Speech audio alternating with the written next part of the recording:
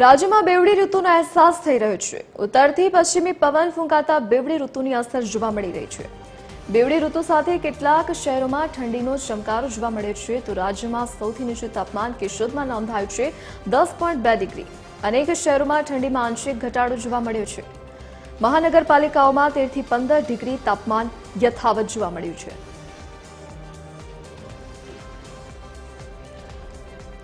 વધુ વિગતો સાથે એસોસિએટ એડિટર અરુણ શાહ આપણી સાથે લાઈવ જોડાઈ ગયા છે। જી અરુણ, હાલ રાજ્યમાં બેવડી ઋતુનો અહેસાસ થઈ રહ્યો છે। હાલ શું સ્થિતિ જોવા મળી રહી છે રાજ્યમાં અને આગામી સમય માટે હવામાન વિભાગની શું આગાહી છે?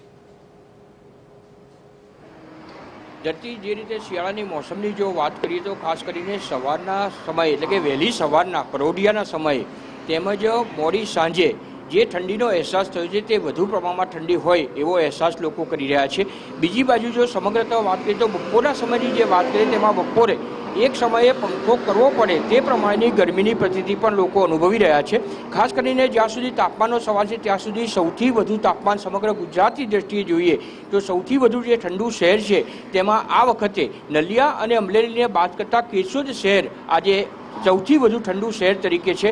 જ્યાં સુધી તાપમાનની વિગત પ્રાપ્ત થઈ છે તે મુજબ તેની જે ડિગ્રી તાપમાન લઘુત્તમ તાપમાન જે રહ્યું છે 10.2 ડિગ્રી સેલ્સિયસ તાપમાન રહ્યું છે। અને ત્યાર પછી જો વાત કરીએ તો નલિયાનો નંબર આવે છે જ્યાં 10.8 ડિગ્રી સેલ્સિયસ તાપમાન રહ્યું છે અને ત્યાર પછી અમરેલી દિલ્હી જે 11 ડિગ્રી કરતાં વધુ તાપમાન રહ્યું હોવાની માહિતી પ્રાપ્ત થઈ છે। સમગ્રત રીતે જોઈએ તો જે રીતે મહાનગરોની જો વાત કરીએ તો તાપમાનની સ્થિતિ હાલના તબક્કે જળવાઈ રહી છે। ખાસ કરીને 13 થી 15 ડિગ્રી સેલ્સિયસ જેટલું તાપમાન રહ્યું છે।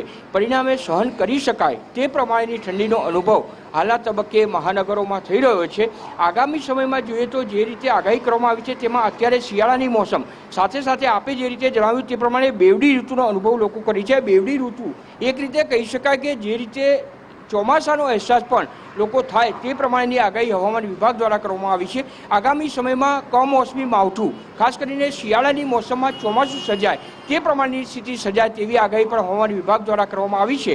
હાલના તબક્કે કહી શકાય કે 22મી ડિસેમ્બર એટલે કે આવતીકાલ પછી ઠંડીનો અહેસાસ લોકો ઠંડીથી વધુ ઠંડુ અનુભવે તે પ્રમાણેની આગાહી। એટલું જ નહીં પરંતુ જે રીતે કમોસમી વરસાદ એટલે કે રાજ્યના અનેક ભાગોમાં અને ખાસ કરીને દક્ષિણ ગુજરાતના ભાગોમાં હવેની જે પવનની દિશા છે તે ઉત્તર પશ્ચિમી દિશા તરફ આગળ વધે તે પ્રમાણે અને પરિણામે કહી શકાય કે કમોસમી માવઠું થવાની શક્યતા પણ હવામાન વિભાગ દ્વારા કરવામાં આવી છે। ત્યારે લોકોએ બેવડી ઋતુનો અનુભવ કરવા સાથે સાથે પોતાનું રક્ષણ મેળવવા માટે એટલે કે શિયાળો અને ચોમાસું બંનેને સહન કરીને તેમાંથી રક્ષણ મેળવવા માટેની તૈયારી રાખવા સાવધ રહેવું પડશે। જી ધરતી। જી અરુણ, વિગત સાથે જોડાવા બદલ આપનો આભાર। તો હાલ રાજ્યમાં બેવડી ઋતુનો અહેસાસ થઈ રહ્યો છે પરંતુ આવતીકાલથી ઠંડીમાં વધારો થાય તેવી શક્યતા હવામાન વિભાગ દ્વારા વ્યક્ત કરવામાં આવી છે।